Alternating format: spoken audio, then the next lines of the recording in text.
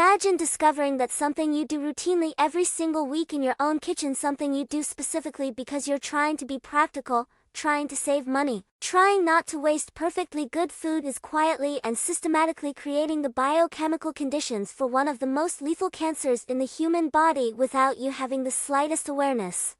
Does that sound extreme? Does that sound like hyperbole? Unfortunately, it's not. There's a habit that hundreds of millions of people repeat every week without giving it a second thought. Reheating leftovers. And the truth about what happens inside 4 very specific foods the second time heat touches them is something that most people will go their entire lives without ever being told by anyone. In the next several minutes, I'm going to show you exactly which 4 foods are the most dangerous to reheat, what they're chemically transforming into inside your body when you press that microwave button, and why that transformation connects directly to one of the cancers with the lowest survival rates in all of modern medicine, pancreatic cancer. I'm Dr. Katherine, and I'm going to tell you something today that I believe every single person who cooks at home deserves to know. Because I've sat across the desk from too many patients who received a devastating diagnosis and looked at me with confusion and desperation and asked, "Why did nobody warn me about this sooner?" I'm done staying quiet. Now, here's what you need to understand before we begin. Your pancreas never warns you when it's being damaged. It doesn't hurt. It doesn't swell. It doesn't send you any perceptible signal while the damage is quietly accumulating over years and decades of repeated chemical insults. By the time a patient experiences the first noticeable symptom of pancreatic cancer, the persistent back pain, the yellowing jaundice, the unexplained weight loss, the disease has typically been developing silently for years. And the 5-year survival rate for pancreatic cancer sits at around 12%. 12%! That's not a disease that gives you a second chance once it announces itself. It's a disease where prevention isn't just the best strategy, it's the only strategy that consistently works. And some of what feeds that prevention is sitting in your refrigerator right now, waiting to be reheated for tomorrow's lunch. Before I walk you through the 4 foods, I need to explain what's actually happening at the chemical level when food is reheated. Because without that foundation, this will sound like fear-mongering rather than the biochemistry it actually is. When certain foods are cooked the first time, natural chemical reactions occur. Proteins interact with sugars in the presence of heat. Nitrogen-containing compounds interact with available amino acids. Fats begin to oxidize.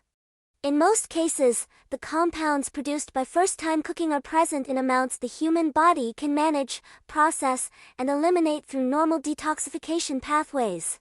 But reheating changes the equation fundamentally. The second time heat is applied, several things happen simultaneously. First, whatever protective antioxidant compounds were present in the original fresh food are further degraded or completely destroyed. The biological buffers that would have partially neutralized harmful compounds are gone. Second, the chemical reactions that produced small amounts of potentially carcinogenic compounds during first cooking are accelerated again, but this time without those protective buffers present.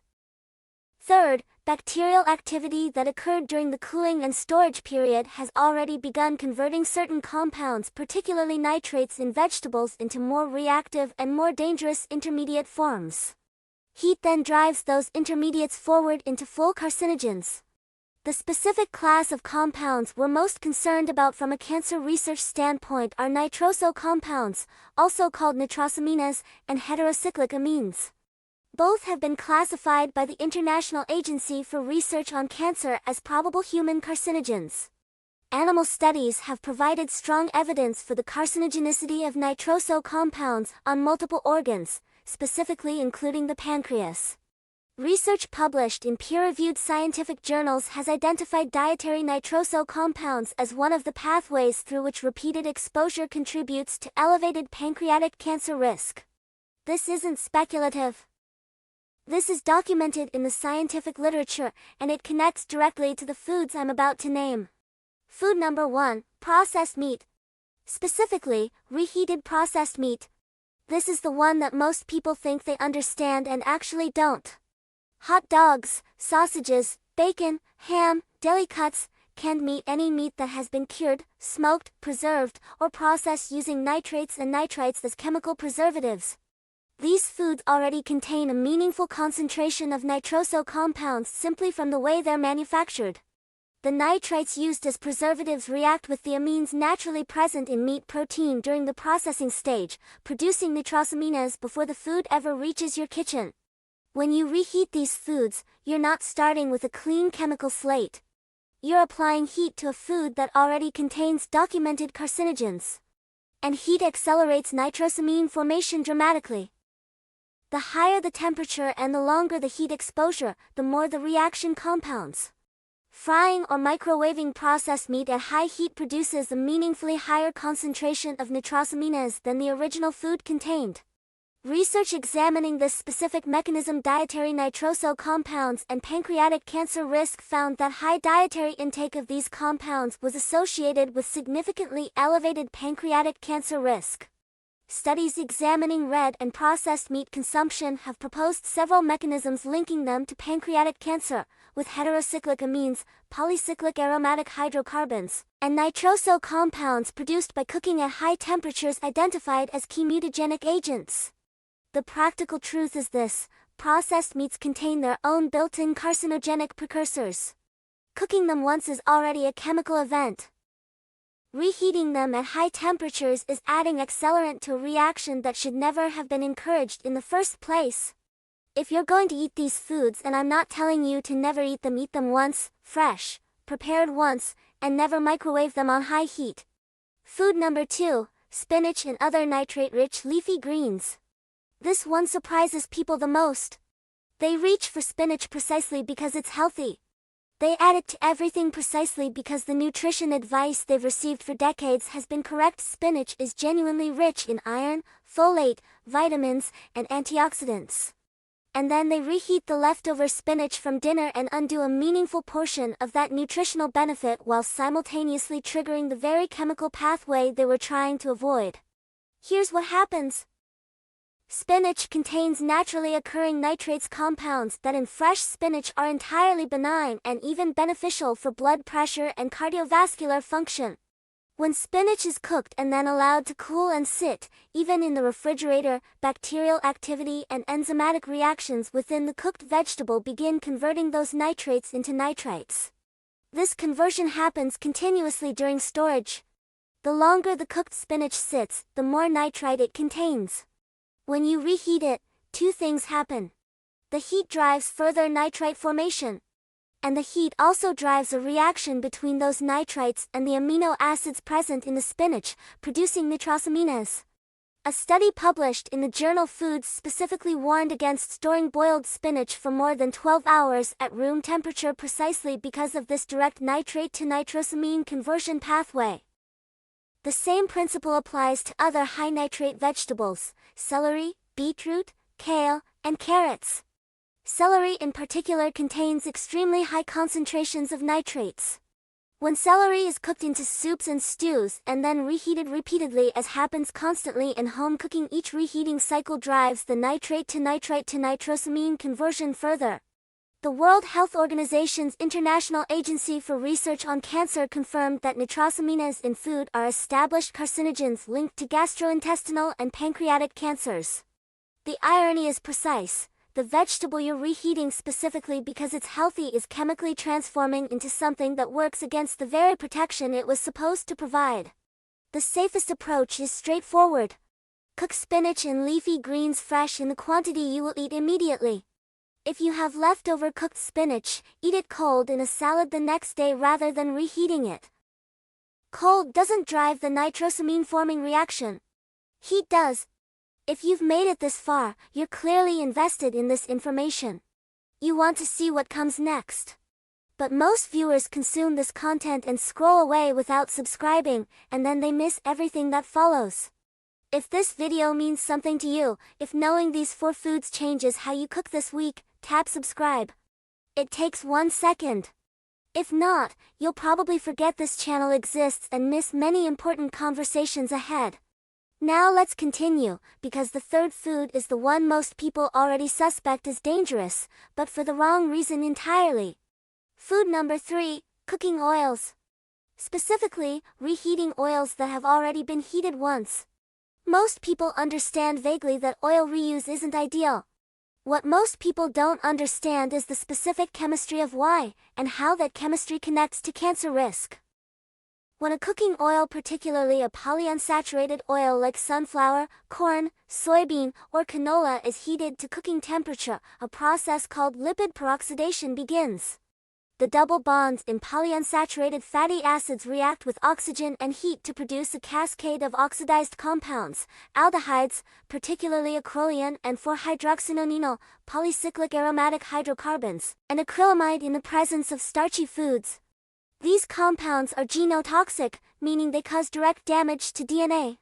When that oil is reheated, or when food fried or cooked in that oil is reheated, the oxidation process continues from where it left off. Each additional exposure to heat compounds the damage. The smoke point the temperature at which an oil begins to visibly break down lowers with each use, meaning the oil reaches its toxic breakdown threshold faster and at lower temperatures with each reheating cycle. The concentration of aldehydes and PAHs increases with each heating. The International Agency for Research on Cancer has classified several of the primary compounds produced by repeated oil heating, including acrylamide and polycyclic aromatic hydrocarbons, as probable human carcinogens. Research examining the formation of heterocyclic amines, PAHs, and acrylamide in cooked foods has found that temperature and cooking duration are the primary determinants of how much of these compounds are produced. Every time you reheat fried foods, fries, fried chicken, anything cooked in oil, you're applying additional heat to a food that was already sitting in oil that had undergone at least one prior oxidation cycle. The specific additional risk with reheating fried foods rather than simply frying at high temperatures is this: when fried food is reheated, particularly in a microwave, the surface temperature becomes uneven. Some areas of the food are scorched at very high temperatures while others barely warm. The scorched areas produce the highest concentrations of all three classes of compounds, HCAs, PAHs, and acrylamide, while you may not even notice the scorching because it occurs at a microscopic level that doesn't always produce visible browning. The safer approach: don't reheat fried foods. Eat fried foods once, fresh, immediately after cooking. If you must reheat, use an oven at a moderate temperature that warms the food evenly rather than scorching surface areas. And never reuse frying oil. Discard it after one use. Food number 4, rice. And this one is different from the others in a critical way. The risk from reheated rice is not primarily carcinogenic in the same direct chemical sense as the previous 3 foods. The risk is a bacterial toxin that is heat-resistant, meaning reheating doesn't destroy it, and that has documented connections to intestinal inflammation, which is itself a known risk factor for gastrointestinal cancers over long-term repeated exposure. When cooked rice is left at room temperature, and research shows this happens routinely in households that cook rice in large batches, a bacterium called Bacillus cereus, whose spores survive the original boiling process and remain dormant in the cooked grain, begins to multiply. This bacterium produces 2 types of toxins. One causes vomiting within hours. The second causes diarrhea and is produced specifically during the storage phase rather than after reheating. The critical point that most people don't know is this: when you reheat the rice, you kill the bacteria. But the toxins they've already produced are heat-stable and heat-resistant. They survive full microwave reheating. They survive stovetop reheating. The bacteria are gone. The toxins remain in the food. In the short term, those toxins cause nausea, vomiting, abdominal cramping, and diarrhea, unpleasant but survivable. In the long term, and this is the connection most people never hear, repeated low-level exposure to bacterial toxins from improperly stored and reheated rice contributes to chronic intestinal inflammation. Chronic inflammation of the gastrointestinal tract is one of the most extensively documented pathways to gastrointestinal cancers. Every time the intestinal lining is irritated by heat-resistant bacterial toxins, the inflammatory response leaves microscopic damage. Over years and decades of weekly exposure, that accumulated damage creates the cellular environment in which cancer can develop. This isn't hypothetical. The connection between chronic intestinal inflammation and gastrointestinal cancers is one of the most replicated findings in cancer epidemiology. The protocol for rice is specific and simple. After cooking, cool rice quickly within 1 hour and refrigerate it. The rapid cooling prevents the temperature from staying in the bacterial growth range long enough for significant toxin production. Store refrigerated for no more than 24 hours. When reheating, reheat once only. Ensure it reaches steaming hot temperature throughout, not just warm in the center. And never reheat rice a second time. Cook rice in smaller quantities so there's less leftover. If you routinely cook rice in large batches to save time, change that habit. The time saved is not worth the cumulative risk of weekly bacterial toxin exposure across decades. Let me bring this together because I want you leaving this video with a clear, specific picture, not anxiety, but actionable information. 4 foods. 4 distinct mechanisms. 1 unifying principle. Reheated processed meats produce nitrosamines nitroso compounds that research has specifically linked to pancreatic cancer development and that the IRC classifies as probable human carcinogens.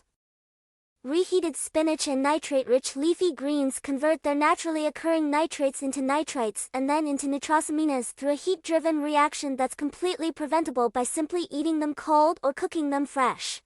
Reheated cooking oils in fried foods produce an accumulating load of aldehydes, polycyclic aromatic hydrocarbons, and acrylamide genotoxic compounds that damage DNA directly, with each additional heating cycle compounding the previous one. Improperly stored and reheated rice delivers heat-stable bacterial toxins that survive the microwave and accumulate as chronic intestinal inflammation over years of repeated exposure. None of this requires you to change your entire diet. None of this requires you to stop enjoying food. It requires 4 specific habit changes. Never reheat processed meats at high temperature. Eat cooked spinach and leafy greens cold the following day rather than reheating them. Discard used cooking oil and never reheat fried foods. Cool rice quickly, refrigerate within 1 hour, and reheat once only to steaming hot temperature. That's the practical summary. Those 4 changes, applied consistently to your weekly kitchen habits, meaningfully reduce your exposure to the specific class of compounds that researchers and oncologists connect to the cancers with the lowest survival rates. Now tell me something in the comments. Which of these 4 foods surprised you the most? Because the answer I hear from people watching this almost always tells me exactly where the biggest gap in public health education exists, and that shapes every video I make after this one. Your comment matters more than you know. If this video gave you something that will genuinely change how you cook this week, share it. Not for this channel. For the person in your life who reheats their leftover sausage every morning and has never once thought about the chemistry they're eating alongside it. That share may be the most useful thing you do for their health today. Subscribe for more honest conversations about what science actually says about the food choices that matter. Next time we're going to cover the 5 breakfast foods that are routinely marketed as healthy and that the research increasingly suggests are doing the opposite, particularly for adults over 60. One final and important thing, everything I've shared today is based on published biochemistry, food science research, and the documented work of international cancer research organizations. This is educational information, not personal medical advice for your individual situation. The connection between dietary carcinogens and cancer risk is well established in the research literature, but cancer is complex and individual risk depends on many factors I don't know about you. If you have concerns about cancer risk or your diet, please have that conversation with your own physician who knows your medical history. I'm Dr. Katherine. Protect your health with the information your kitchen never came with.